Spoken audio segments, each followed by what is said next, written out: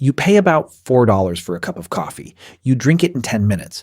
But the coffee in that cup has already been traveling for the better part of a year, through several countries, dozens of hands, and a chain of decisions that were all made long before anyone thought about roasting it.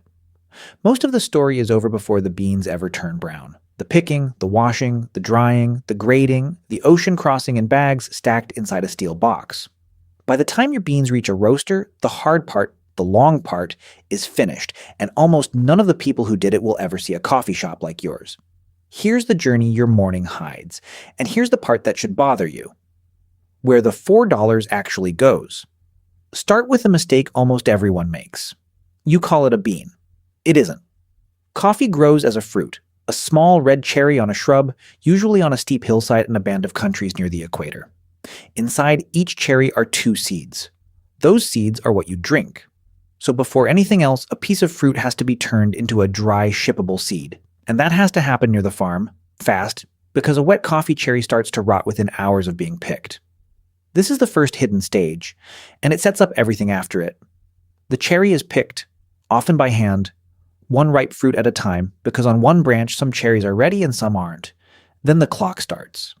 The fruit has to be stripped away and the seed dried down, right there within a day. Which raises the question that runs the whole rest of this chain: who does that work, and how little are they paid to start a journey worth billions? Here's what happens next, and it's the step that quietly decides the price. The cherries are processed, the fruit removed, the seeds fermented and washed clean, or dried inside the whole fruit in the sun.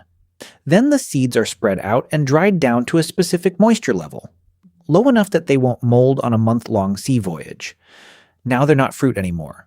They're green coffee, hard, pale seeds that can survive storage and shipping. This is the form coffee actually trades in all over the world. And here's the turn. At this point, your coffee stops being a crop and becomes a commodity. It gets graded. Someone spreads a sample on a table and counts the defects.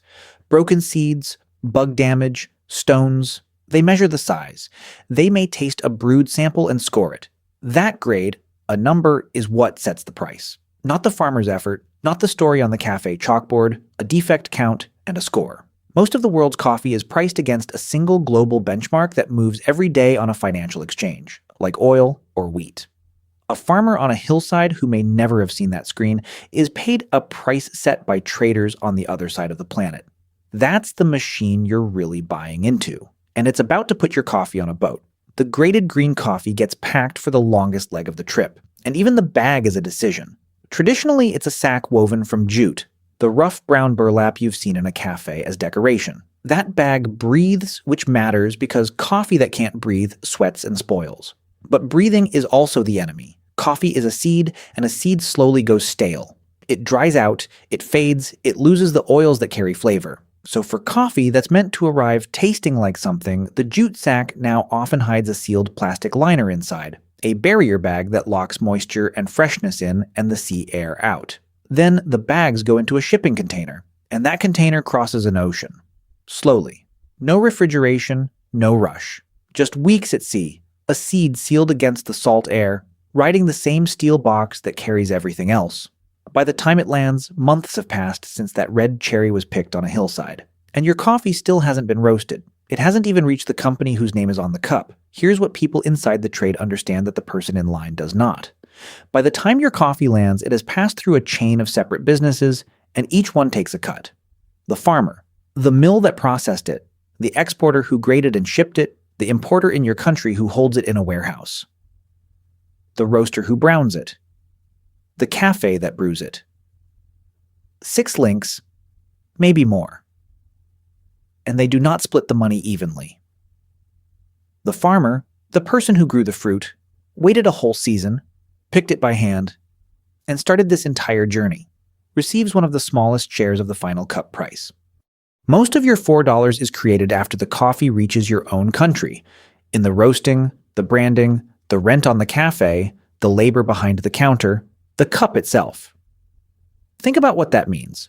The most valuable part of your coffee, by price, is the part that happens closest to you.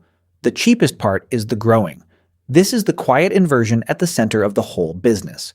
The work that's hardest to do, takes longest, and carries the most risk. A bad harvest, a plant disease, a price that collapses on an exchange the grower doesn't control, is the work that's paid the least. You are not mostly paying for coffee. You're mostly paying for everything that happens to it after it gets near you. For a long time, that split was just how it worked, invisible to the person drinking. That's starting to change, and you've probably seen the evidence without reading it. The bag of beans that names the farm, the region, even the altitude. The direct trade and certification labels that promise a bigger share reaches the grower. These exist because enough drinkers started asking the one question this whole chain was built to keep you from asking: who actually got paid? And there's pressure from the other direction too. The climate that coffee needs, the specific cool, high, tropical band, is narrowing, and the crop is exposed to disease and weather in ways that keep prices jumpy.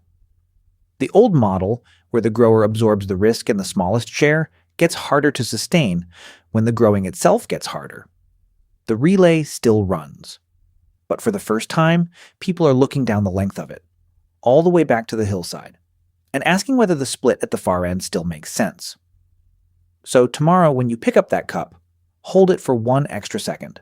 Inside it is a fruit that was picked by hand on a hillside, stripped and dried within a day, graded like a commodity, sealed into a bag, and floated across an ocean over months. Handed between 6 businesses before it ever reached you. $4, 10 minutes, a year-long relay across the planet, and a person at the very start of it who saw the smallest slice of what you just paid. Your coffee was never just a drink. It's the last, shortest, most expensive step of a journey you were never meant to notice.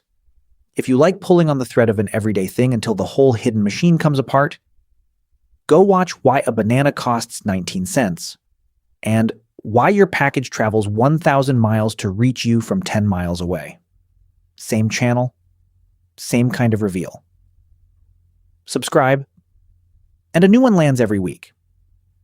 And tell me in the comments, when you look at your $4 cup now, who do you think should get the biggest share? I read everyone.